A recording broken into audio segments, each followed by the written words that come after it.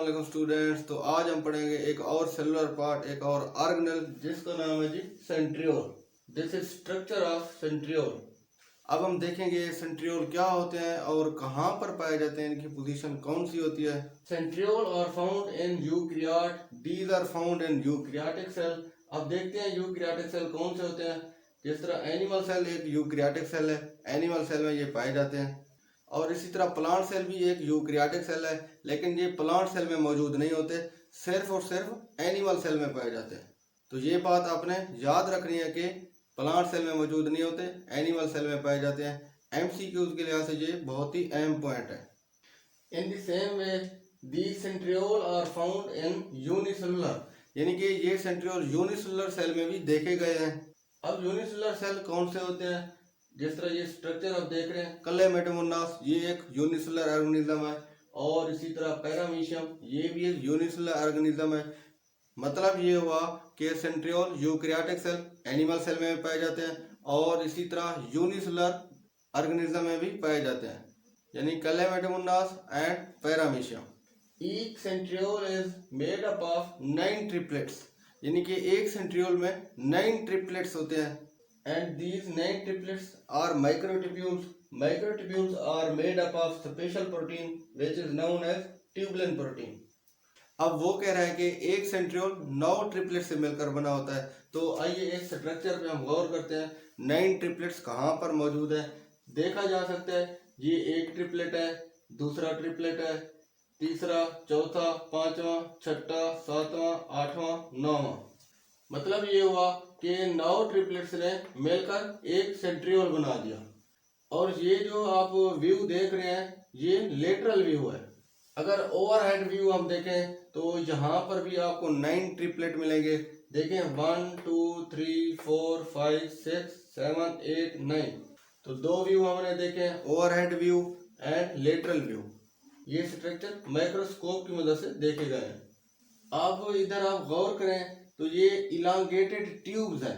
तो इन elongated tubes को हम माइक्रोट्यूब्यूल्स कहेंगे। और ये ट्यूब्यूल्स एक स्पेशल प्रोटीन से मिलकर बनी होती हैं जिसको हम कहते हैं ट्यूबुलिन प्रोटीन। एक और पॉइंट जो हम भूल गए वो है जी these are hollow cylindrical organelles.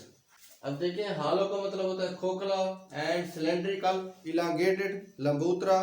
मतलब ये हुआ सेंट्रियोल खोखले इलांगेटेड ऑर्गेनेल्स है। हालो हम किस चीज़ को कहते हैं? देखें आपने खाली पाइप देखा होगा, वो यानी कि एक इलांगेटेड जो पाइप होता है उसके अंदर कोई चीज़ मौजूद नहीं होती, अंदर से वो खाली होता है, यानी कि वो हालो होता है।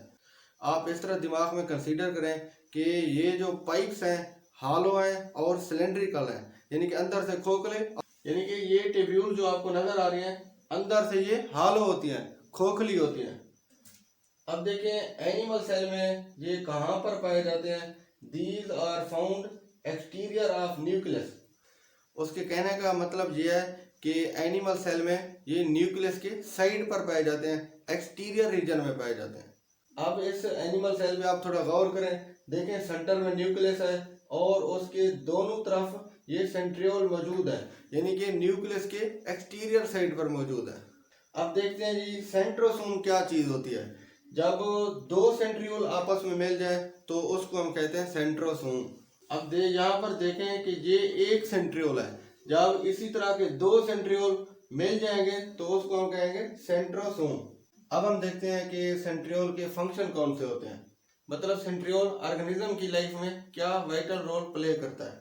सेंट्रियोल का एक फंक्शन है स्पिंडल फॉर्मेशन, यानी कि ये स्पिंडल को बनाता है ड्यूरिंग सेल डिवीजन, जब सेल डिवाइड हो रहा होता है। अब हम देखेंगे कि स्पिंडल क्या चीज़ होती है। देखिए अब इस सेल पे आप थोड़ा गौर करें, साइड पर दो आपको सेंट्रियोल नजर आ रहे हैं, एक सेंट्रियोल ये है और दूसरा ये है। तो इन सेंट्रियोल से जो धागे निकल रहे हैं, एक तरह के ये थ्रेड लाइक स्ट्रक्चर निकल रहे हैं, तो इन थ्रेड लाइक स्ट्रक्चर को हम स्पिंडल कहते हैं।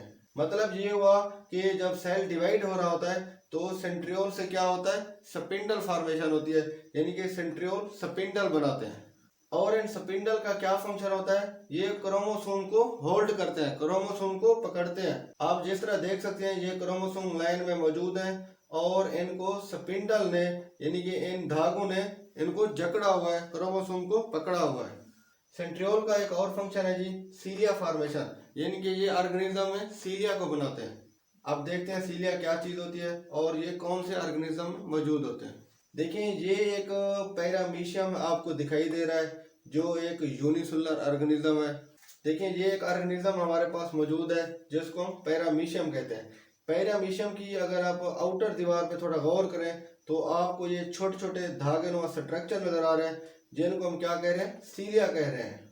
यानी कि अब इन सीलिया को किसने बनाया, ये सीलिया सेंट्रियोल की वजह से बनाया है। यानी कि पैरामीशियम में सेंट्रियोल क्या करता है, सीलिया को बनाता है।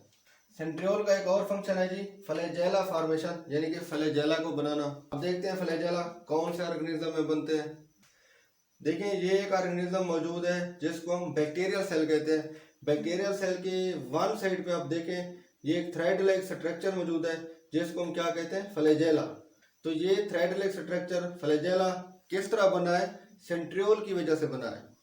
यानी बैक्टीरियल सेल में फ्लैजेला कौन बनाता है, सेंट्रियोल बनाता है।